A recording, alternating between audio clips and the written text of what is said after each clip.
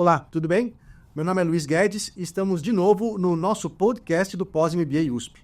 Hoje com a grata presença da professora Silva de Tomaso, que é professora de sustentabilidade, ESG, gestão estratégica e vai nos falar hoje sobre um tema que é ordem do dia para empresas de quase todos os tamanhos. Como operamos integrando a visão ambiental, social e de governança à estratégia da companhia. As empresas que não fazem isso estão perdendo tempo? É melhor esperar para ver ou já é alguma coisa digna de nota não conseguir fazer isso hoje? Devemos já nos engajar e o que as empresas grandes e que têm sucesso têm feito que podem inspirar a nossa ação? Para ir um pouquinho além da superfície dessa conversa, eu tenho a grata satisfação de receber a professora Silvia, a quem agradeço muito o tempo e a gentileza de nos receber. Professora, muito obrigado. Eu queria que, por favor, você se apresentasse um pouquinho melhor do que eu fiz para os nossos ouvintes e para quem nos assiste, por favor. Bom, Luiz, muito obrigado pelo convite. É uma honra estar aqui, né? De fato, esse assunto é um assunto quente do momento. E eu sou professora. Gosto muito desse título, como eu estava falando para você. Sou professora na FEA, na cadeira de responsabilidade socioambiental. E aqui na FIA, nos MBAs, nos cursos de pós-graduação em gestão estratégica para sustentabilidade, a gente buscando estratégia transformadora ou saindo da responsabilidade social corporativa para a responsabilidade corporativa estratégica. E a minha carreira é muito mais pautada na área de negócios, né? Eu sou também empresária há mais de 30 anos aí na indústria de rochas ornamentais. Assumi alguns papéis de liderança ao longo da minha carreira e em uma certa fase da vida eu percebi que tinha alguma coisa errada no modelo de gestão das empresas, né? Eu estava com uma loja, vamos dizer assim, super high-end, requintada na Alameda Gabriel Monteiro da Silva, e a minha empresa é no Embu das Artes, e aí vendo as pessoas que agiam ou instalavam os produtos do lado de lá da ponte, eram as pessoas que viviam em um outro cenário do outro lado da ponte, vamos dizer assim, né? A gente está falando dos funcionários da nossa empresa que estavam indo implantar as obras, os projetos de rochas ornamentais nas casas super refinadas, e eles não tinham as casas próprias para morar, e aquilo ali me chamou muita atenção. Eu falei, não, essa desigualdade, né, não é só uma desigualdade econômica, uma desigualdade social, uma desigualdade geral, assim, do que a gente entende entre o prestador de serviço apto a entregar um serviço adequado para o cliente que a gente estava querendo. Eu falei, não, eu preciso repensar essa história. Aí eu voltei para a academia, quer dizer, fui fazer MBA na área de estratégia empresarial, e aí até chegar aqui hoje a gente tem uma trajetória na academia longa, passando por mestrado, doutorado, pós-doutorado, etc., mas nunca tirando o pé dos negócios. Hoje, vamos dizer assim, eu sou conselheira na empresa, não sou mais executiva da empresa, porque entendo que a gente precisa estar na sala de aula para mudar a maneira como os executivos ou os líderes futuros das nossas organizações vão gerir essas organizações. Se a gente não abre mão de uma parte da história, que é essa minha parte executiva, e compartilha esse conhecimento com as pessoas que vão ser os líderes do futuro, a gente não vai ter um cenário diferente no Brasil. Então, me apresentando um pouco longamente, né? Esse é o meu cenário aqui. Pedras ornamentais é algo que você me surpreendeu agora, professora. Eu não sabia dessa sua história, e é muito interessante porque o Brasil se notabiliza, não? Na produção de arte usando pedras ornamentais. O Brasil hoje é o primeiro país em diversidade, né, geológica de mármores, granitos, quartzites, etc., e é o quinto maior exportador. Então, essa indústria era uma indústria muito poderosa, né? De bilhões aí de dólares, e eu, sei lá, acho que com muito orgulho participei do início da transformação dessa indústria lá nos anos 2000. Aí eu atuei no Sindicato de Mármores e Granitos aqui de São Paulo, né, na Fiesp, e até um episódio muito interessante, porque um sindicato de 60 anos liderado apenas por homens, né, e nunca tendo tido uma chapa de oposição, eu fui a candidata a presidente. Uau! Jovem, né? Mas aí fui até, o Horácio Laffer-Piva era o presidente da Fiesp, o Mário Bernardini era o presidente da ABIMAC, e eles apoiaram a minha candidatura, né? O movimento foi extraordinário, porque, obviamente, as chances de eu conseguir ser eleita eram mínimas, porque todo o empresariado masculino se movimentou ao contrário, né? Os valores eram muito diferentes. Então, desde aquela época, eu já estava pautada numa gestão estratégica para stakeholders, envolvendo todo mundo no processo de criação e captura de valor, aos públicos interessados. Então, assim, o sindicato tinha uma função de ser uma associação para melhorar a gestão das indústrias de rochas ornamentais do estado de São Paulo. E quando a gente entende indústria, é desde a grande empresa de mineração ou beneficiamento de blocos e chapas, mas principalmente as marmorarias, porque são a grande maioria das empresas que a gente chama de indústria.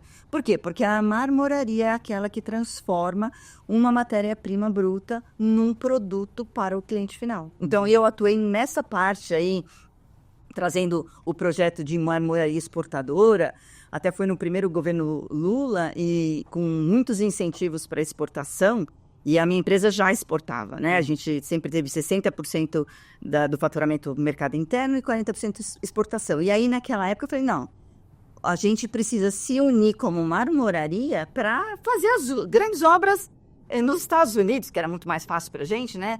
Muito pensando no modelo da Itália, que eu vivia há muito tempo, porque na Itália a gente tem pequenas empresas atuando juntas como uma cooperativa, tendo uma empresa comercial vendendo as grandes obras no Oriente, né? Então, assim, por que o Brasil não pode fazer isso? E aí eu liderei esse movimento e tal. Depois migrei para a área da arquitetura e decoração. E nesse movimento das indústrias, eu fui vice-presidente da Associação Brasileira das Indústrias Exportadoras de Rochas Ornamentais. E aí me lembro também de um episódio que o Luiz Fernando Furlan era o ministro do Desenvolvimento, né? E aí a gente fez uma comitiva, o Sibin era o presidente, o Ketley vice-presidente, eu também, e outros mineradores, eu era a única mulher e também a única marmorista. Eles eram todos grandes industriais na área de mineração e beneficiamento, né? E aí a gente foi conversar com o Furlan, porque a gente queria trazer maquinário de ponta para tornar o Brasil essa potência em rochas ornamentais como é hoje, né? E aí eu me lembro lá em Brasília, a gente conversando com ele falando assim, nossa, vocês estão vindo aqui para reivindicar ex-tarifário, eu só consegui entender que o Brasil tinha o Granito Azul Bahia porque eu estava na Arábia, num evento, e vi que estava lá. Vocês precisam aprender a fazer marketing. Aí primeiro que foi chocante a reunião, né? Mas a gente vai colocando um monte de pulga, né? Assim, vai pensando em uma série de coisas e lembrando o discurso do Steve Jobs lá em Stanford, a gente precisa ir ligando os pontos para ver como a gente chega nessa trajetória, né? E os stakeholders é um pouco disso, de ligar os pontos, né? Exatamente. A gente fala bastante sobre, quer dizer, essa teoria já tem alguns anos, talvez uns 10... 40 anos, olha só. Que ela começa há 40 anos atrás, né? Exatamente. Então, que fala da importância de se conectar os pontos ao redor da companhia, porque ninguém não tem ilha de sucesso, né? O sucesso é sempre compartilhado com quem está montante, quem está jusante na cadeia. Acho que talvez não seja o sucesso é compartilhado. A gente precisa de todos esses agentes para atingir alguma coisa na organização, né? Então, se a gente for lembrar um pouquinho das estratégias de competitividade, essa é a área onde eu atuo, né? Então, assim, eu não acredito nessa agenda de sustentabilidade, ESG, fora da estratégia. Isso é uma agenda estratégica para qualquer organização, seja ela privada, pública, de terceiro setor, de pequeno, médio, grande porte, né? É como a gente enxerga o mundo e como a gente lidera as organizações para fazer parte desse mundo, vamos dizer assim. Quando a gente pensa nas estratégias clássicas nas estratégias de competitividade da década de 80, né? Vamos lá, o que a gente tem consolidado? Posicionamento, toda empresa precisa se posicionar diante do seu mercado. Porter, né? Então, você define lá se você quer liderar por custo. Então, eu ofereço melhor preço para o cliente, com menor, porque eu sou muito eficiente operacionalmente e tem menor custo, ou vou liderar aí trazendo uma proposta de valor diferenciada, e por isso eu entendo que o meu cliente vai pagar mais por isso, né? Então eu lidero aí por diferenciação. Aí a gente tem lá o Barney falando, aquela parte da visão baseada em recursos, e assim, olha, não é só o posicionamento, você precisa também de recursos que sejam não imitáveis, valiosos, para você ganhar vantagem competitiva. Então estava todo mundo únicos, todo mundo pensando assim, como é que eu, como empresa, me diferencio dos meus competidores aos olhos do meu cliente? Isso é vantagem competitiva, é ser diferente, né? É aquilo que importa, né? Naquilo que importa, para o meu cliente, para o consumidor. A Ford é a única que faz um carro que tem manual em Tupi-Guarani, não adianta nada. Não adianta nada. Porque o que importa para o cliente é que...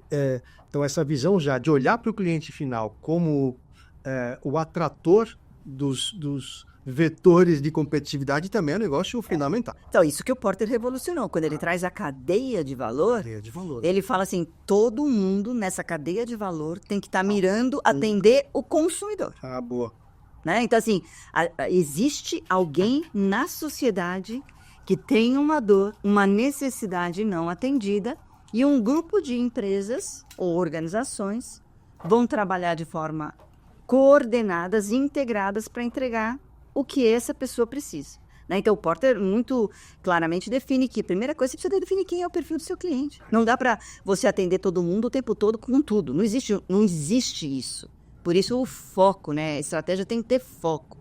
E aí, a gente vem nessa mesma época... E a coragem, desculpe só interromper, a coragem de abrir mão daquilo que você não vai fazer, né? Exatamente. Eu vejo isso muito difícil nas empresas, né? Muito difícil.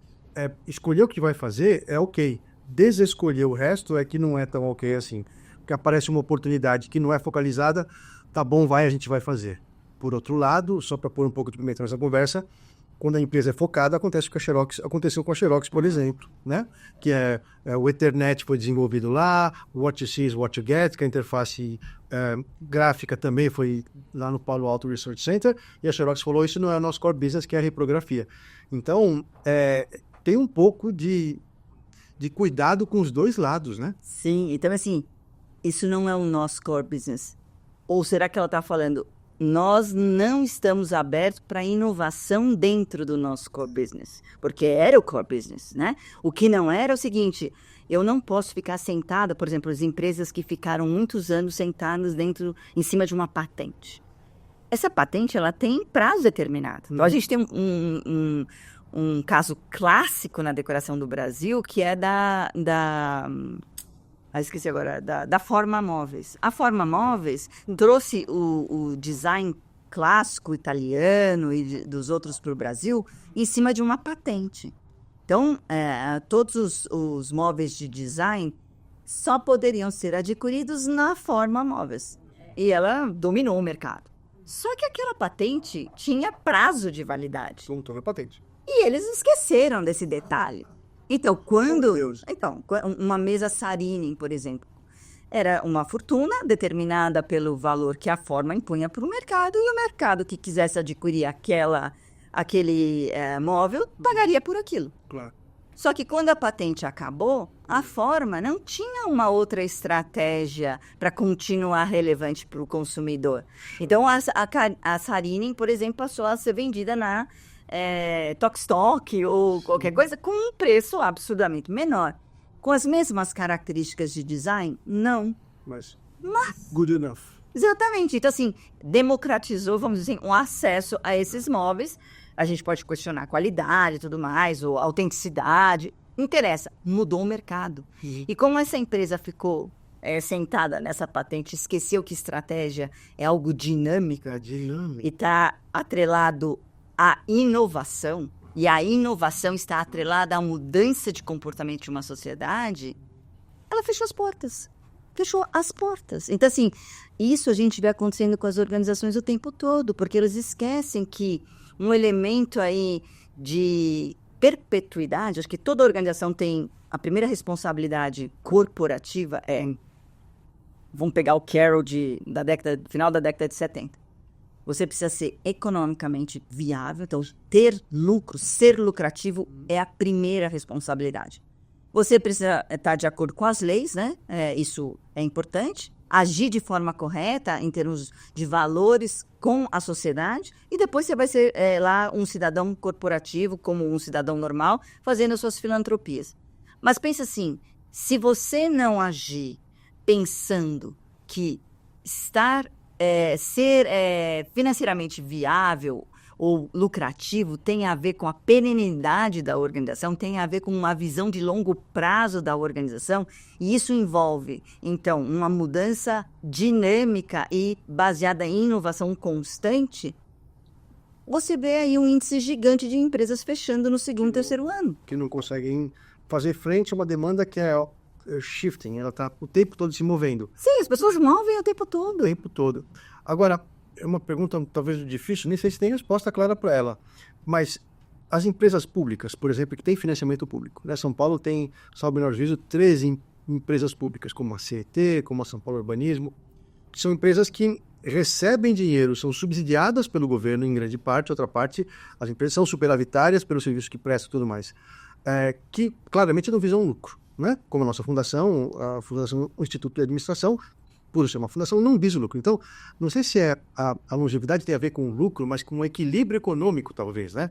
Seja o termo, talvez, mais... É que lucro a gente usa, na verdade é lucro. Você tem que ter, você tem que ser superávit, né? Então, assim, quando a gente fala de terceiro setor, ou empresas governamentais, a gente fala, não fala de lucro, que parece que é um pecado, porque isso tem a ver com empresa privada. Na verdade... é a mesma coisa, né? Você tem que ter, vamos falar assim, a equação do resultado é igual para qualquer um.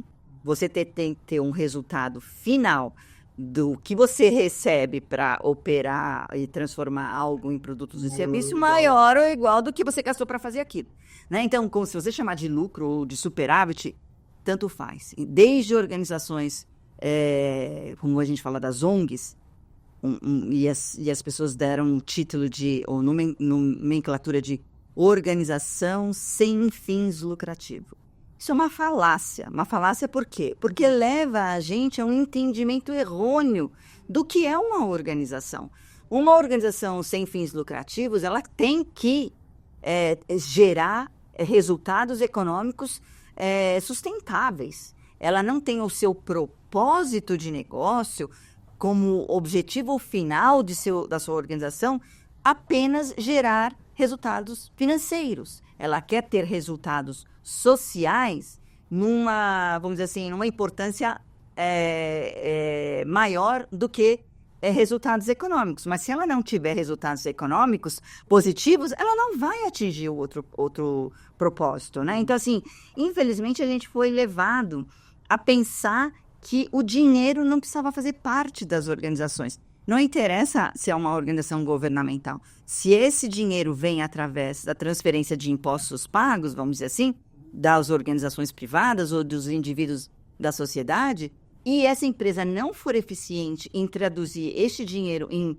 ganhos financeiros ou resultados econômicos positivos para continuar trabalhando, ela vai ser não deixa de existir, né? Isso é um custo gigantesco para a sociedade, porque o dinheiro vem da gente, né? Vamos dizer assim. Vem do setor produtivo, que é quem efetivamente produz riqueza. Vou refazer aqui minha frase.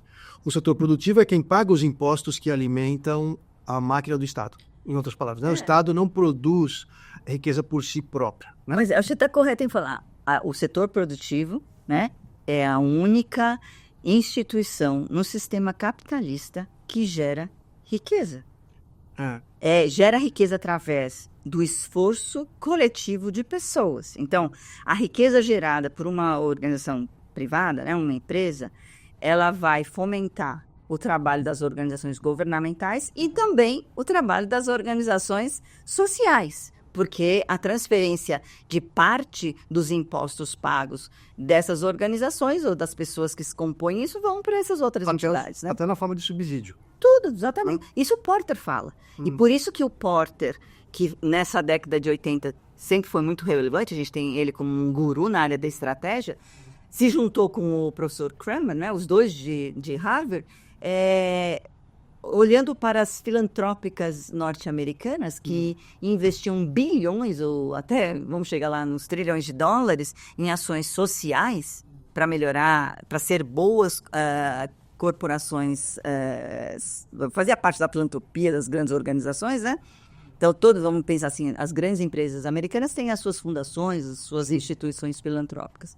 Aí, resumindo, contando uma história, o Porter e o Kramer, lá no início da década dos anos 2000, os dois juntaram todos os executivos, sei lá, ligados a essas filantrópicas, numa sala de hotel, vamos dizer assim, e falaram assim, olha, escuta, vocês investem tanto dinheiro, né, em ações sociais, maravilhoso o que vocês fazem, mas olha, se a gente pensar de forma estratégica, será que a alocação desses recursos não pode escalar as soluções para a melhoria da sociedade, né? Vamos pensar assim? E daí, encurtando uma história aí, daí surgiram as estratégias do valor compartilhado, que é isso que eu tenho trabalhado e advogado muito para uma mudança na gestão das organizações pautadas nas estratégias de valor compartilhado, que é o quê?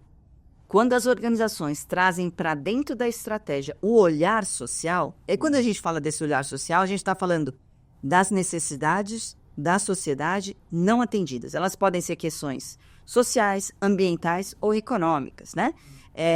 E a gente traz esse olhar para dentro da estratégia, a gente muda o discurso do estrategista. E aí o impacto das operações da organização para a sociedade começam a fazer parte da proposta de valor. Então, você muda a maneira de agir como agente de transformação. Mas isso no curto prazo não é detrimental do resultado econômico? No curto prazo? Não, depende, porque, por exemplo, Porter mesmo tem um artigo de 95 mostrando que, vamos pegar o aspecto ambiental, que sempre é muito focal, né? Ou falando assim, olha, se vocês começarem por esse ponto, uso de água, uso de energia e manuseio dos resíduos, né? Da matéria-prima que você usa na sua produção. Se você olhar para esses 3 pontos por uma outra perspectiva, assim, como é que eu posso ser operacionalmente mais eficiente se eu reduzir a quantidade de água, mudar o tipo de energia ou a maneira com que eu lido a matéria-prima e trato os resíduos? Será que isso não diminui os meus custos? Aumenta, então, os meus lucros? Sim, e aí eu estou mudando toda essa visão em relação a esses elementos, recursos naturais que a gente entende hoje são finitos, né? A gente precisa mudar a maneira de usar. Então, por exemplo, se você pensa numa empresa, minha empresa mesmo tem 40 anos, a gente tem lá, produz 2.000 metros quadrados de projetos em rochas ornamentais por mês, mas assim, a nossa conta de água talvez nem R$200. Uau, por quê? Porque todo o processo, e a gente tem máquina CNC, máquina automática de corte, etc. Mas, e tudo o diamante é o mineral, né, que é mais forte e que então faz o polimento, o corte, tudo das rochas ornamentais, do mármore, granito, etc. Então, e tem que ser a base de água, porque senão você esquenta e estraga a ferramenta, etc. Então, mas a gente tem um processo de reciclagem de água, isso há 30 anos, sei lá, mais, que faz com que a gente otimize ela circula. Na CNC, você tem que entrar com água super limpa, mas depois cada máquina tem, sei lá, 7 poços de decantação que vai fazendo com que a água passe por um processo de limpeza, vai tirando... Filtragem, talvez. Isso. E aí volta adequada para poder continuar o processo. Então, a fábrica da Fiat faz isso, mas reusa mais de 99% da água. Eu fui, a Bombril nos recebeu aqui na faculdade, eu levei minha turma de graduação em operações para visitar a Bombril e eles aproveitam 99% das rebarbas de aço, porque a fitinha, né, não é um fio, é uma fita de aço para fazer Bombril, a palha de aço, às vezes as perde pelo ar no processo produtivo, então uma pessoa varre ao final do dia, a limalha volta para o processo. Então, sob esse ponto de vista de reutilização, de ressignificação do uso dos recursos e tal, eu estou de pleno acordo, eu acho isso sensacional. Então, isso não é custo, pelo contrário. Isso não é custo, pelo contrário, é redução de custo, mas essa decisão é fácil de tomar. Essa é fácil, isso. Tem alguma que é mais... A social talvez seja um pouco mais difícil. Então, o que passa no social, né? Então, assim, acho que Essa é outra falácia, né? Quando as pessoas veem o S no ESG, vamos dizer assim, ou a dimensão social, todo mundo... muitas vezes as pessoas, até empresários, eles são avessos a esse S, porque assim, não, isso tem a ver com filantropia. Não, isso não tem a ver com filantropia. Isso tem a ver com como você trata as pessoas. E que pessoas? Os seus clientes, os seus funcionários, os seus fornecedores, os seus investidores, os seus acionistas, as pessoas ao entorno, que moram ao entorno da sua fábrica, a sua micro-região, né? Então, assim, não é mais só sobre o seu umbigo. E aí, quando a gente pensa na palavra responsabilidade, a gente vai olhar no dicionário o que significa.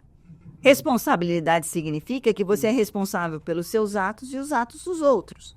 Por quê? Porque toda ação traz uma reação, né? Então, tudo que a gente, como ser humano, faz na vida causa uma consequência positiva ou negativa para as pessoas, ao nosso entorno e para o ambiente onde a gente vive. Uma pergunta aqui que me ocorre. Essa responsabilidade deve ser co-construída? Exatamente por isso. Se você está impactando a vida do outro, você tem que conversar com esse outro. Então, por exemplo, se eu monto minha fábrica numa região onde só tem casas de residência, vamos dizer assim, eu ponho minha fábrica lá e vai causar um barulho extraordinário, porque eu tenho máquinas que fazem barulho. Antigamente, o que eu ia fazer? Não, a prefeitura me deu aquele espaço, a minha empresa é muito relevante, eu ponho e o pessoal se dane. Reclame com o Papa. Exatamente. Hoje, a gente entende que não dá para fazer isso. Por que não dá para fazer isso? Não é que eu sou bonzinho, não. Porque essas pessoas ao entorno, elas podem se juntar numa associação e fecharem a minha fábrica. Então, se o empresário não quer olhar pelo lado positivo, né, ou pela dor, vai olhar pela dor. Pelo lado pragmático. Exatamente. Vamos olhar pelo pragmático. Acho que essa é a língua do negócio, né? Então, assim, esses múltiplos públicos, eles podem ajudar a construir valor dentro da empresa ou eles podem destruir o valor. Então, é isso que o Freeman, na década de 80, com a teoria dos stakeholders, que é uma teoria de estratégia que teve aqui recentemente, um prazer aí tê-los todos aqui em junho, né, aqui na Lia. O que ele dizia? Não, você ter relacionamento estratégico com os diversos públicos que estejam ligados de alguma maneira às atividades e ao propósito da sua organização é vital para a sobrevivência da sua organização. Não é um luxo. Não é uma moda. Não. É uma necessidade. É uma necessidade. Então, por exemplo, imagina se você tem um funcionário que é contra o objetivo da organização e você não sabe disso. Aquele cara está boicotando a sua operação um dia inteiro. Tá aí falando com os colegas. Exatamente. Da onde vem as greves? Da onde vem? Da onde vem esses... Então, assim, você fala assim, nossa, minha máquina para toda vez no mesmo lugar. O problema é da máquina. Estou falando uma história só para a gente, né, materializar isso. No final, a gente vai ver, não, que é uma pessoa que tem a intenção de fazer isso porque queria causar uma outra coisa. Não sei. Isso pode acontecer com um funcionário, pode acontecer com o seu sócio, nas brigas de sociedade. Isso pode acontecer com o seu cliente. Com o fornecedor. Com o seu fornecedor, né? A gente tem casos aqui no Brasil, né, que a gente estuda nas aulas de governança mesmo, de conselheiros de grandes organizações que eram olheiros de concorrentes de outros lugares e estavam ali justamente para levar para os concorrentes as estratégias, né? Nas empresas públicas isso toma outra dimensão. Então, isso é a gestão de stakeholders. O conselheiro pode ser o cara do outro partido, que é o cara que representa. Veja aí o caso da BRF, quando o Abílio Diniz entrou como presidente do Conselho de Administração. Então, assim, não vou entrar nos detalhes aqui, mas, assim, eu como... eu sou super curiosa e pesquisadora, acompanhava todos os eventos, porque realmente foi um caso ícone, né, e o Abílio Diniz saiu. Ele foi vencido, né, Olha que para vencer não é coisa mais... Exatamente, assim, mas a gente vai vendo a força dos stakeholders, e é isso que a gestão de stakeholders vem mostrar, que se a gente não prestar atenção em todos esses públicos, nessas pessoas que podem ajudar a organização a criar ou destruir valor, a gente perde parte da história do que é fazer uma gestão empresarial. E aumenta o risco. Total. Aumenta o risco da operação sem nem perceber. Exatamente. Né? Não gerenciar os stakeholders pode pôr a companhia numa posição delicada sem que sequer perceba. Então não tem nem elementos para se defender dela. Isso é muito delicado. Agora, essa função parece tão grande e complexa, cabe a quem desenvolvê-la, liderar ou levantar essa bandeira dentro da estrutura? Olha, todos os meus trabalhos aí publicados e os meus estudos aí de doutorado, pós-doutorado, assim, continuam até hoje, mostram que precisa de uma liderança com propósito. O que é essa liderança com propósito? Liderança o que é? O CEO, a CEO? Exato. Ou o CEO, ou o chairman, né? O presidente do conselho, ou se é uma organização pequena, o dono da empresa, se é uma organização social, é o gestor daquela organização. É top-down. É o top-down. Não é top-down a ação. Não. É a mudança de visão. Perspectiva. Exatamente. Eu preciso enxergar a minha organização como parte de um sistema maior, de uma sociedade, né? Então, vamos pensar assim, se a gente for entender o mundo como ele é hoje, existe um planeta, dentro desse conjunto chamado planeta, existe um outro subconjunto que se chama sociedade, né? Vários tipos de sociedade. Vamos pensar aqui que nós temos os países, né? Os continentes, os países. E dentro desse outro conjunto chamado sociedade, a gente tem as organizações. E dentro dessas organizações, a gente tem os indivíduos, né? Se a gente for fazer o movimento ao contrário, a gente pode falar que um conjunto de CPFs aqui no Brasil é que formam os CNPJs. E um conjunto de CNPJs é que forma o quê? Um país em termos de produção de riqueza, né?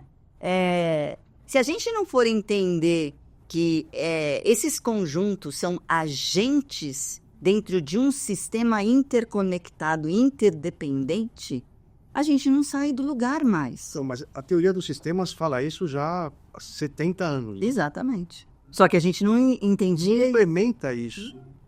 Ela sempre foi mais estudada do que implementada, não? E pensa bem, você acha que uma organização, vamos supor, pega qualquer grande empresa que você queira aí. Vamos olhar aqui, nós temos uma vista maravilhosa aqui na Marginal.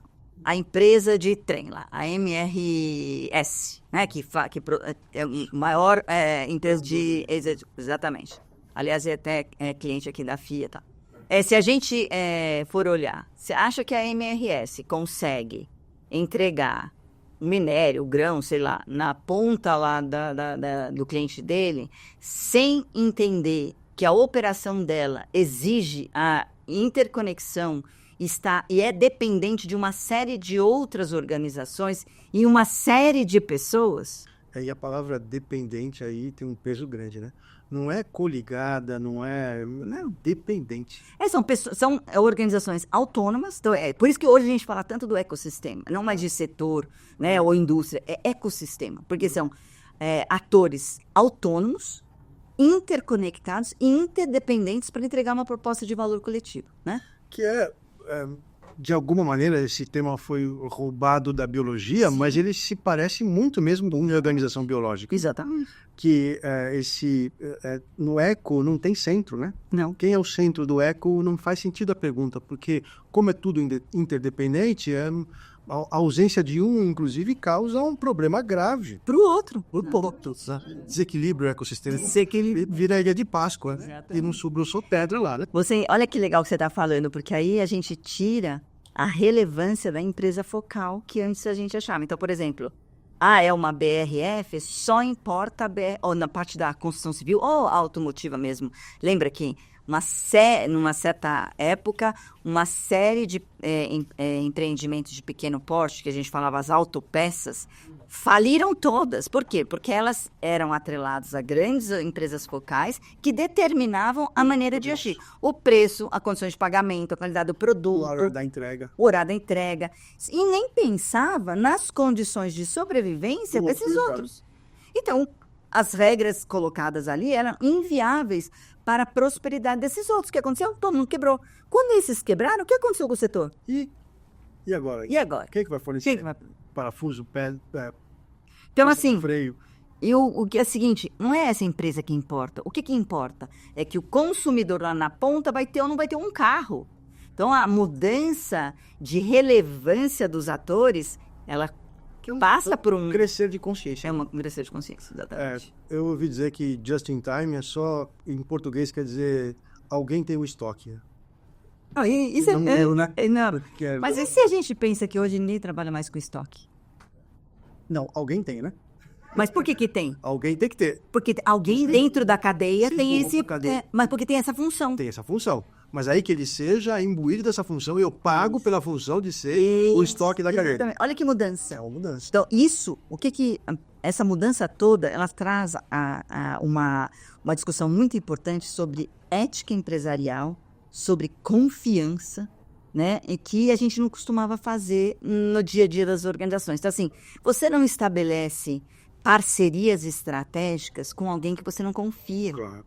Você não Não é o contrato que vai te resolver. Não é o contrato. Você não estabelece parcerias estratégicas se você sacanear o seu parceiro. A ética está aí, né? Então, eu quero saber quais são os seus critérios de tomada de decisão. Aí vem a governança. E quando a gente fala assim da agenda ESG, ela vem pautada como uma agenda de mitigação de risco, e muito dentro da área financeira, porque pensa assim, a gente veio vamos pensar alguns anos atrás, onde o dinheiro era abundante, né? O crédito, isso. Existia dinheiro para qualquer coisa, né? E aí, então tá bom, vamos investir nas empresas. Ok, vamos investir nas empresas. Escuta, mas para um pouquinho, eu coloquei um monte de dinheiro naquela empresa e olha o escândalo que aconteceu, olha quanto que eu perdi. Mas onde é que estava escrito isso? No balanço que eu li, que é o instrumento que a gente avaliava uma organização, não tinha nada escrito. Claro. E onde é que está esse risco? Por que eu não vi? Porque isso era uma consequência, que a gente chama de externalidade, né? Social ou ambiental negativa, que não foi contabilizada. Se ela não foi contabilizada, ela não fazia parte daqueles números das organizações, certo? Pelo menos não naquele mindset, né? Não, jeito de pensar. E aí vem, né? Se a gente está falando dessa agenda de ESG, que é de 2004, nós estamos em 2024, ainda a gente não conseguiu chegar num entendimento, um padrão, né? Mas vamos pensar assim, bom, tá bom, então eu quero saber, primeira coisa, eu preciso identificar. Então, vamos pensar nessa mudança, né? Eu preciso fazer um diagnóstico. Como é que eu estou hoje? Como é que essas empresas estão hoje? Então, em termos do quê? Vamos pensar nas dimensões econômicas, ambientais e sociais. Como é que eu estou em termos de dimensão econômica? Aí você tem os seus indicadores lá, você vai ver. É mais fácil, né? É mais fácil, mas nem sempre ele é positivo. Claro. E a gente vê o ambiente de competitividade brasileira muito ruim. E quando a gente vai ver, por exemplo, a grande maioria que é feita de pequenas empresas, elas não são lucrativas. Então, esse problema econômico nosso é sério. Água pelo nariz. Exatamente. O tempo todo. Então, não é fácil. É sério. Não, eu digo, é fácil de fazer porque a gente faz isso há muito tempo. Exatamente. Aí a gente vai para a dimensão ambiental. Vamos fazer um diagnóstico. Vamos começar pelos indicadores, os drivers, né, como a gente fala, os impulsionadores mais clássicos. Uso de água, energia e resíduos ou matéria-prima. Como é que a gente faz? Como é que a gente lida com a água, com a energia? Como é que a gente faz com a compra da matéria-prima? Depois que a gente usou a matéria-prima no processo produtivo, o que acontece com essa matéria-prima? Bom, mapeamos. E agora vamos pensar nas pessoas. Como é que a gente lida com as pessoas? Dentro da organização. Bom, a gente tinha um departamento pessoal. O que era um departamento pessoal? Vamos lá ver se a pessoa chegou na hora certa, se ela trouxe o atestado, se ela bateu o cartão, se ela usou o uniforme, se ela usou o IPI, se ela cumpriu com a regra da legislação trabalhista brasileira. Bom, mas isso não é suficiente mais. Por quê? Mínimo, mas está longe de ser o suficiente. Por quê? Porque a gente aqui, nesse diagnóstico, a gente não sabe quem são essas pessoas. Então vamos partir para um departamento de recursos humanos, porque o humano passa a ser um recurso importante da organização. A gente fala, é um ativo importante. Certo, o que a gente faz nesses recursos humanos? Nada muito diferente do que isso. Começa a ter, vamos fazer cursos de capacitação, vamos fazer uma pesquisa 360. Bom, saiu muito do lugar? Talvez não. Aí a gente passa para a gestão de pessoas. O que é a gestão de pessoas? É uma agenda estratégica central da organização de hoje.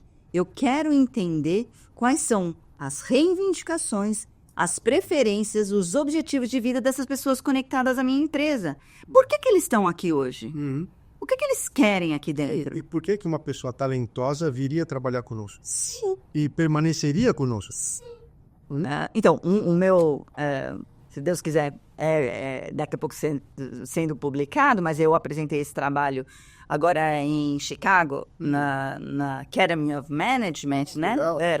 Trazendo aí um novo posicionamento estratégico das organizações. E que posicionamento é esse, né? Então, que eu e o Felipe Borini, que é o meu coautor, né, a gente advoga, é que as organizações hoje, elas não estão mais competindo com os seus rivais, por mercados, ou produtos, ou por liderança em custo, ou diferenciação. Elas estão competindo pelos melhores talentos. E quem são esses melhores talentos? São as pessoas nos múltiplos grupos de stakeholders, né, dentre investidores, acionistas, funcionários, clientes, fornecedores, que estejam alinhadas ao propósito da organização. Então, assim, a visão de longo prazo da organização é que vai trazer esses melhores talentos. E o melhor aqui está entre aspas, porque é melhor para a gente, né? Exatamente. Aquilo que é adequado para a organização. O que é melhor para a Ambev não necessariamente é melhor para a Natura. Exatamente. São melhores diferentes. Exatamente. Por isso a gente é diferente. E o que é ótimo. Exatamente. Isso é a essência das estratégias de competitividade. Competitividade não é assim. Porter sempre falou isso, né?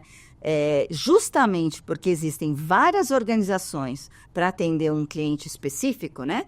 É que a gente precisa se diferenciar. Então, a diferenciação é como eu vou ser diferente aos olhos do cliente para atender, para aquele cliente tem até me chamar, né? Tem até eu uso até na sala de aula uma figurinha que é assim, tem um imã em cima, o cliente está sendo puxado por esse imã e em volta desse cliente tem as inúmeras empresas que vão fornecer, sei lá, milhões de outras coisas, mas que vão ser compradas por um único recurso que esse cliente tem. Então, vamos supor, para traduzir uma história complexa em algo simples, porque eu acho que tudo isso que nós estamos falando é extremamente complexo. Você pode ser muito complexo. É complexo porque a vida do ser humano ela é complexa, a vida das organizações é complexa, então aquela mentalidade linear que a gente estava acostumado, ela não faz mais sentido, né? Então a gente tem que pensar nesse pensamento complexo mesmo, mas a gente tem que trazer respostas simples. Então, vamos pensar assim, se o cliente tem R$1.000 para investir no atendimento da sua necessidade, primeiro ele tem que saber qual é essa necessidade que ele tem. E depois ele vai buscar o melhor custo-benefício para ele. Então, quem vai atender melhor a minha necessidade no menor custo? A gente até pode voltar para as teorias lá do Friedman, né? De Chicago, e todo mundo fala, é Friedman versus Friedman. Não é nada, não tem uma coisa contra a outra. Porque são complementares, né? E o que ele falava? A teoria do livre mercado tem isso, né? Você, como consumidor, tem que ter direito de adquirir o produto ou serviço que vai atender a sua necessidade no menor preço possível, seja no seu país ou fora do seu país. Então, se a gente tem essa visão, a gente, como empresa, não vai perder a chance de monitorar as necessidades dos nossos clientes, que são constantemente mudadas. Antecipar em uma medida que vai um pouco para o Blue Ocean também. Sim. De procurar ofertas, ou pelo menos ângulos de oferta que não estão sendo ofertados por outros no mercado, né? Mas como é que você procura isso? Se você estiver atento à mudança de necessidade. Tem que ter uma antena muito grande voltada para o mercado. E também, pensa assim, se a gente só pensa no cliente, você pode ser sacaneado pelo seu acionista, pelo seu investidor, que fala assim, não, você resolveu agora abrir uma spin-off para fazer, por exemplo, até um dia eu conversei com o Walter Schalke, que quando ele estava presente, ele era presidente executivo da Suzano, né? E ele fomentou lá, junto com outras empresas, uma empresa chamada Biomas, que é para fazer a regeneração dos solos degradados pelo Brasil, né? E aí é uma parceria entre a Suzano, a Marfrig, que é de pecuária, que tem as áreas, o Bradesco, o Itaú, o Santander e acho que a Vale, alguma coisa assim, né? E eu falei, escuta, vocês tomaram essa decisão e o seu acionista? Ele concordou com isso? Você foi e perguntou para o seu acionista se você poderia pegar parte do dinheiro da empresa e alocar para isso? Aí ele falou, Silvia, é tão pequeno esse risco, e o valor é tão pequeno, mas o resultado de impacto pode ser tão gigantesco que vale a pena correr esse risco, e todos eles concordaram com isso, vamos dizer assim. Os funcionários, quer dizer, a movimentação de gestão de stakeholders foi o maior desafio para a implementação desse projeto. Que traz embutido aí, como um ovinho dentro da serpente, a comunicação, né? Isso. Porque quando a gente fala de públicos diferentes, já chegando aqui no finalzinho do nosso tempo, infelizmente para mim. Já está acabando, eu nem sei se estamos atendendo aí a sua proposta. Mas demais. Quando a gente fala de comunicação, você, professora a longa data tal como eu, a gente sabe que se comunicar não é sobre falar, mas sim sobre ser entendido. Exatamente. E olha lá o tamanho dessa diferença. E total. Então, se a gente fala com o público, são públicos diferentes, são stakeholders, como dizemos, né, um termo em inglês aqui, mas públicos diferentes presumem linguagens diferentes, canais diferentes. Isso. Tudo diferente. Tudo diferente. Então, a área de comunicação da companhia também passa para um outro patamar de importância, como a gestão de pessoas, que normalmente tem um assento pequeno, se é que tem assento, no conselho da companhia. Eu vou te falar, uma empresa que eu investigo, né, que é meu trabalho minha pesquisa de pós-doc, mas muito nessa linha que você está falando, né? Uma das empresas que eu investigo bastante é a Pet Love, que a Pet Love, né, é o maior ecossistema de pet care, ou de cuidados com pets, né, da América Latina hoje. E discutindo com outros pesquisadores que investigam também empresas de tecnologia, ou plataformas digitais, ou ecossistemas digitais, como for, foi interessante porque eu falava, não, a transformação estratégica está na liderança, no mandato do diretor de recursos humanos, né? Chief Human Resource Officer, né? Eu falei, não, você está enganado. Deve ter um diretor de inovação. Não tem, é ele que faz o mandato de novos negócios, é dele. Então, assim, olha a visão desta empresa, né? E o Ricardo Rios, eu entrevistei ele quando ele estava na Pet Lobby, hoje ele está liderando uma grande empresa chilena, fazendo a mesma transformação. E ele fez isso na Johnson, quer dizer, ele fez isso na Coty. Ele é um engenheiro de produção. Uau. Que foi colocado no recursos humanos. Por quê? Porque entendia de processos, entendia de como fazer riqueza, entendia de que para fazer isso ele precisava de pessoas. Então, ele precisava liderar a transformação desta visão de mundo de pessoas para poder estarem juntas nessa mudança de comportamento da organização. Então, se a gente não entender que recursos humanos é estratégico... Não é a IA que vai ser, né? Não é a IA que vai ser. Então assim, olha como essa agenda ela é possível ser implementada em qualquer tipo de organização se a gente tiver líderes com uma outra visão de mundo. E aí vem o nosso papel de professor. Por que nosso papel de professor para a sociedade, especialmente a brasileira hoje, é tão importante? Porque a gente pode fazer essa transformação dentro da sala de aula, mostrando para essas pessoas que estão sendo formadas para liderar organizações que o mundo é outro. Então, assim, puxa, olha nosso sistema de educação, a gente estava conversando, né? Até hoje, nós fomos treinados na escola, seja em qualquer nível de escola, a responder perguntas. E a gente ganhava nota 10 se a gente trouxesse a resposta certa previamente definida por alguém. Põe o certo aí em negrito com sublinhado. Exatamente. Tem uma resposta certa. Isso. Então era... E agora a vida mostra que... Então, a gente foi treinado na ditadura do ou. Ou é isto, ou é aquilo. Minhas culpas ensinam mulheres. Mas assim, ou era isso, ou era aquilo. Só que hoje a gente está no poder do e. Eu indico o livro do Freeman e do Palmer para todo mundo. The Power of And.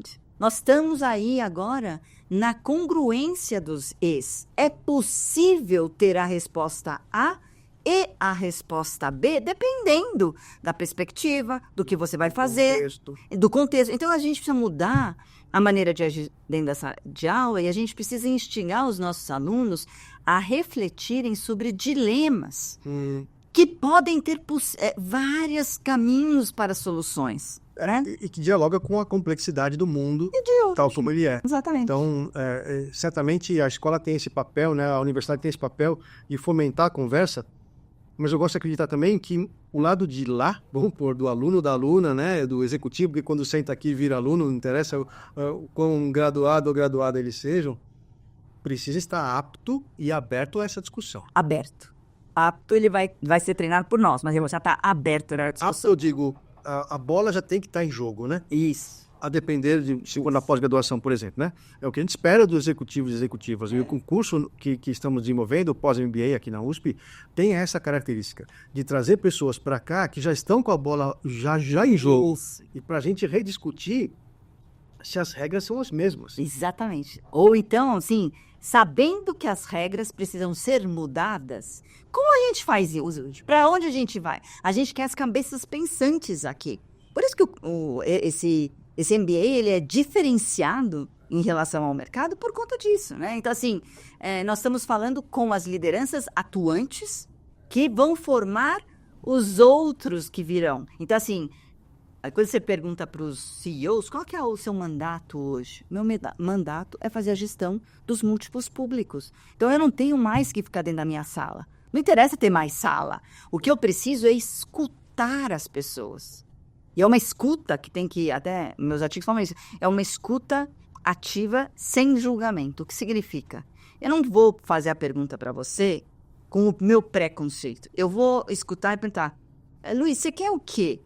Eu gostaria muito de ter uma sala com janela. O que é isso? Para que você quer? Vai entrar sol? Não. Você quer uma sala com janela? Por que você quer uma sala com janela? Ser curioso intelectualmente de maneira genuína. Isso, exatamente. Que é um exercício de humildade danado. E é isso que faz o mapeamento das reivindicações e das preferências dos stakeholders para que a organização consiga definir os seus temas materiais, estratégicos. E aí sim conseguir alinhar aquelas pessoas desses temas materiais. Então, assim, você não vai sair do seu core business, você vai ampliar e vai buscar inovação. E aí você vê as empresas buscando inovação. Por exemplo, eu vou de novo falar da Suzano, que tem como centralidade do negócio a árvore, né? A Suzano é a líder Produtora do mundo de eucalipto, celulose através da plantação de árvores. Então, vamos dizer que o core dela é a árvore. E antigamente a gente pensava o quê? A árvore faz papel. Só que com essa mudança de visão de mundo, hoje a Suzano não faz só papel, ela faz tecido a partir da celulose, com uma spin-off na Finlândia. Uau. Então assim, por quê? Porque a partir da escutativa, as pessoas começaram a pressionar, pessoas, a gente pode traduzir para os grupos de stakeholders e a sociedade, para que ela pudesse pensar diferente. Então, assim, quando a gente pensa numa empresa como a Suzano, ela é uma empresa que vende para outras empresas. Mas a gente vê a Suzano se posicionando para o consumidor final.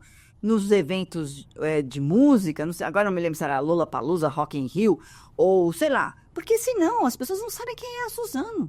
Se a Suzano não é relevante para a sociedade, para o indivíduo... É um desafio para quem está no B2B, né? É um desafio, mas é uma mudança de vida. E me lembra do Intel Insight, que todo computador, como esse daqui que está na minha frente, tem lá o Intel, quer dizer, é uma partezinha dessa parafernália toda aqui, e que eles acharam um jeito de se comunicar. De novo, a comunicação tem um aspecto proeminente aqui.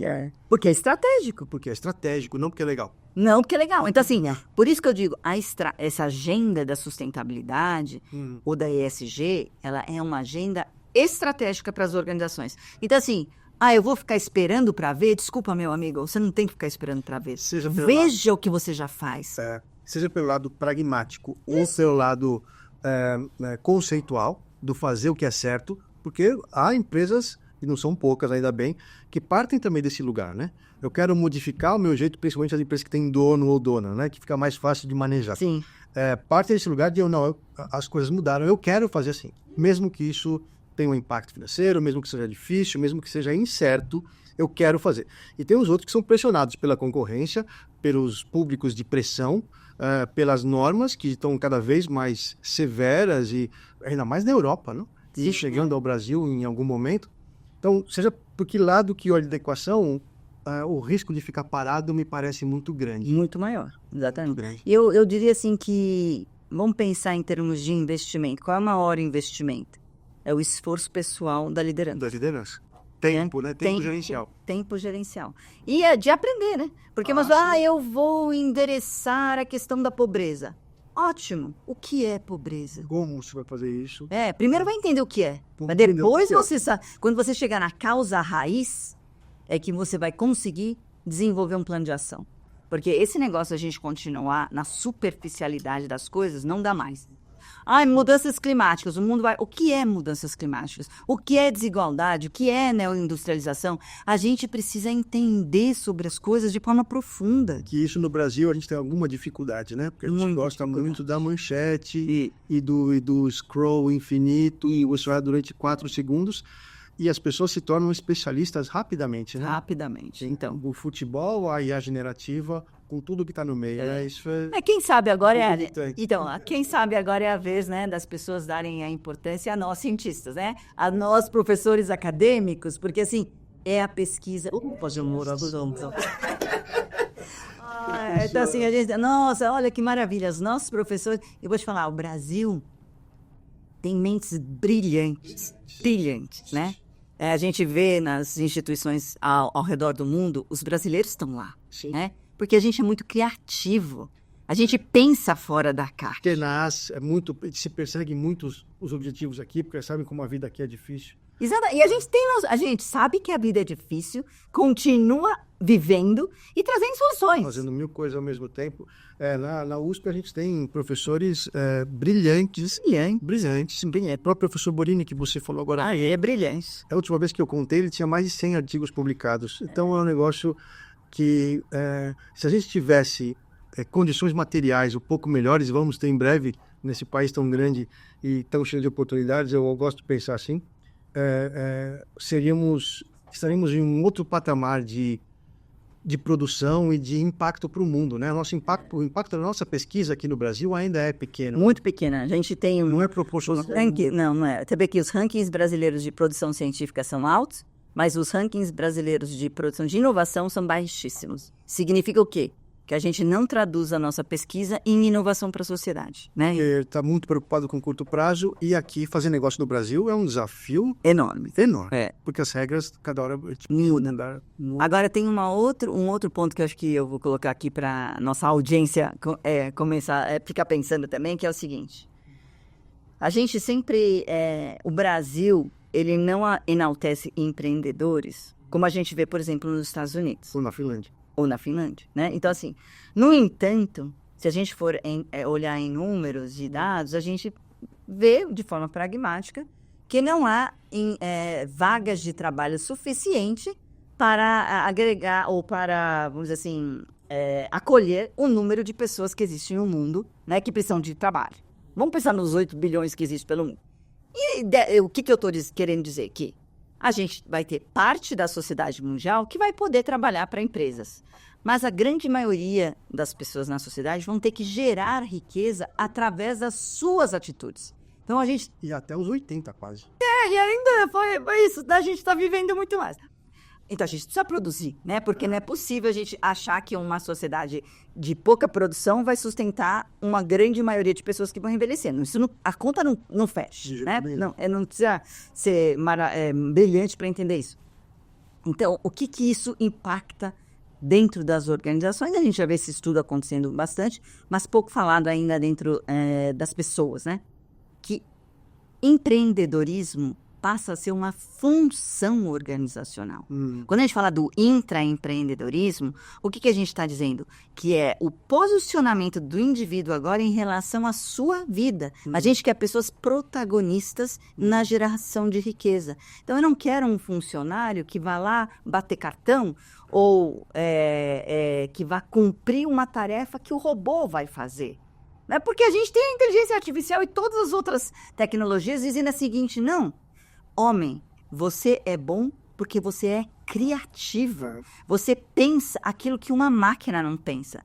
E aí, só para finalizar, eu não sei do tempo, mas vamos trazer a filosofia para dentro da nossa conversa. Friedman é filósofo, mas eu vou trazer o Mohan também, que tem 103 anos aí, né, ainda atuando, que fala assim, já no início dos anos 2000, quando ele foi convidado pela Unesco para pensar na educação do futuro, né, ele já dizia lá, o que unirá seres e saberes da sociedade do século XXI é a solidariedade. Por quê? Porque se a gente não tiver interconectado entre as nossas necessidades individuais e os nossos conhecimentos complementares, nós não vamos resolver os desafios da sociedade. Não são pequenas ilhas que vão fazer isso. Não são pequenas. A conexão entre elas. E essa palavra, para que infelizmente a gente termine por conta do horário, da solidariedade tem muito a ver com o ESG. Tem muito a ver. Tem muito a ver, né? É. Então é essa ponte que liga o negócio ao correto, o negócio ao que é eticamente aceitável, né? Exato. São novos tempos. São novos tempos. Por isso nós temos novos líderes. E novos líderes não caem do céu. Eles são formados. E por isso a gente precisa da academia nesse sentido. Eles precisam também de tempo para se educar. Vamos dizer assim. Isso. Né? Porque as coisas difíceis são aprendidas com esforço. Pelo menos a minha experiência sempre foi assim. Exatamente. O sleep learning, que você põe embaixo do travesseiro, ele acorda falando espanhol, eu já acho que é um pouco difícil, E o Matrix também vai demorar para a gente fazer um upload para a cabeça. Por isso que a gente está falando que a gente precisa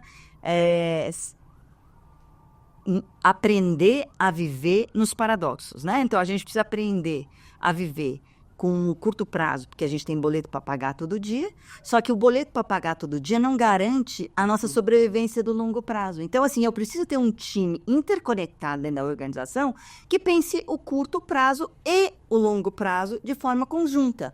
A gente precisa ter um sistema de remuneração atrelado às estratégias de longo prazo, né? E que incluem as dimensões ambientais, sociais, junto com as econômicas. Então, na hora de eu tomar minha decisão, eu vou tomar a decisão pelo projeto que só vai me trazer lucro e vai acabar com a natureza? Não. Eu vou trazer um projeto que só vai melhorar, plantar 500 milhões de árvores, mas vai ser super, vai trazer um prejuízo financeiro? De jeito nenhum. Então, como é que eu faço para conciliar, para equilibrar? Aí, sozinho, meu amigo, é difícil chegar na resposta. A gente precisa trabalhar de forma conjunta. Por isso que a gestão de e solidária. Por isso que a gestão de stakeholders, ela passa a ser prioritária e por isso que a agenda de diversidade, inclusão e equidade, ela é prioritária. Equidade significa o quê? Você dar condições iguais aos diferentes. Né? Então, não a mesma condição. Não, porque o que você precisa é diferente do que eu preciso, mas nós juntos somos igualmente importantes porque nós temos complementaridade de atributos. E vamos pensar em termos de diversidade. Muito bom que a gente chegou numa certa fase e entendeu que cada um de nós é único e somos todos diferentes. A condição humana é ser diverso. As organizações agora entenderam isso. O que eu espero é que as organizações não queiram colocar-nos em novas caixinhas, que deixe a gente ser único, porque justamente na complementariedade de atributos, na diversidade, é que a inovação acontece. Pode morar o diferencial competitivo. E é aí que sai o diferencial competitivo. Então, assim, Schumpeter, né? 1930 lá. Temos que trazer a destruição criativa. Se existe algo estático, pronto, onde eu posso mexer para ser diferente? E o Churchill fala sobre nunca perca a oportunidade de uma boa crise.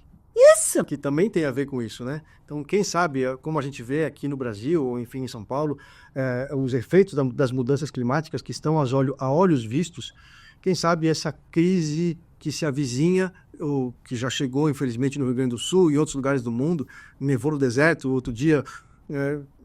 pela primeira vez, quem sabe essa crise não seja também um catalisador da mudança em si. Né? E se todo mundo começa a agir, lembra, formiga? Como um formigueiro acontece? A formiga trabalhando todo dia, porque milhões de formigas, né? Então, se a gente agir, a gente muda as projeções futuras de resultados negativos. Tem muita coisa que está nas nossas mãos. Tá. E é por isso que eu estou falando. Ser empreendedor hoje é uma função organizacional. E o que é ser empreendedor? É você tomar decisões sobre a alocação de recursos. Isso é um empreendedorismo. Se responsabilizar por isso. E se responsabilizar por isso. O empreendedor não é aquele que acha debaixo do tapete uma oportunidade e fica milionário. Não. O empreendedor é aquele que assume riscos para tomar decisão e se responsabiliza pelas suas consequências. É isso. Você depois copartícipe dos resultados eventuais. Porque isso também é outro lado da moeda da responsabilização. Sim, né? E é saber que assim a gente muito mais erra do que acerta na vida. E que é errando que a gente aprende. Se não está disposto a errar... Não dá para viver. E não dá para inovar também. Não dá para inovar também. É isso. Professora, muitíssimo obrigado por esse papo edificante. E eu vejo quanta coisa sai daqui. Quanta coisa, da complexidade para a razão pela qual devemos fazer o que fazemos, que inclusive me lembrou do livro do Simon Sinek, do Comece pelo Porquê, né, do Start With Why, que também fala sobre isso. E eu acho que se cabe uma palavra aqui desse papo para mim, tão interessante e inteligente com a professora, é a solidariedade, que é um atributo hoje pouco comum nos negócios. A linguagem dos negócios é a linguagem exata e das contas e do retorno sobre investimento, mas eu quero acreditar que a solidariedade é o que vai nos levar para o lugar onde devemos estar, não para o lugar onde estamos indo. Então, professora, mais uma vez, muitíssimo obrigado pela sua presença. Foi um prazer te receber aqui. Eu que agradeço. Também foi muito bom o papo. Gostaria de continuar, porque realmente nada como a gente... isso que acho que é o valor do ser humano, né? A gente poder estar junto discutindo ideias sem que eu precise provar para você que o que eu estou falando é melhor do que você está falando. E assim, se a gente está aberto a essas novas conversas, eu vou conseguir entender o que você está falando, você vai entender o que eu estou falando e a gente cresce junto, né? Então, assim, foi um prazer, muito obrigada, estou sempre aí disponível. Tá bom, então é isso, gente. Muitíssimo obrigado por nos acompanhar e espero que esse papo tenha sido para vocês tão bom quanto foi para mim. Um grande abraço e até a próxima. Dossi.